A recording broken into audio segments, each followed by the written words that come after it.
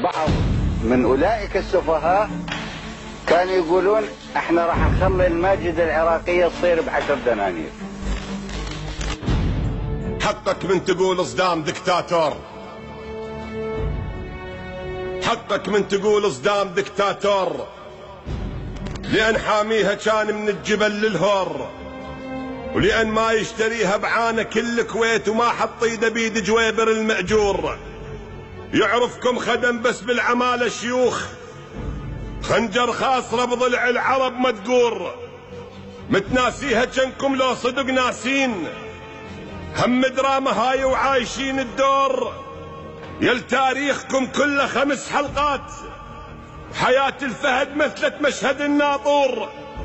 انطين انجاز واحد انتم مسويش عدكم غير بس تستعرضون زرور. صار لسان عدكم خايب مصدقين، النثايا تظل نثايا وما تصير ذكور. تسولف بالعراق اشقد وقت بالذات لي خلي الصقر علك بحلق عصفور. عراق كان بس يتخاصر تغصون، لأن هذا الكبير وما يبي العزار. القصر يولكم من رد وسط القاع، وحرمها عليكم حتى طبت الخار. عراق القلة جابر جوكم الويلاد، خل نسوانكم للهم تسوي فطور، وطبوها الفجر ويشيلتك يا بريج قبل ما حتى مرتك تشعل التنور.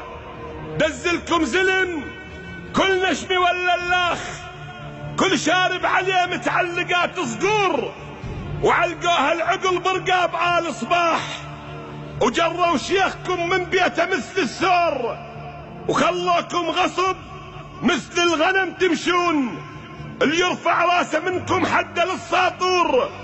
علموكم درس انه الكفخ حراس افضل من علاج اللي يوصفه الدكتور، وان اللي تعامر على العراق سنين وقال ب10 خلي الماجدات تخور، وحاربنا بنفطنا وباع جوا السوق، ويبني قصور قام وقمنا نبني قبور.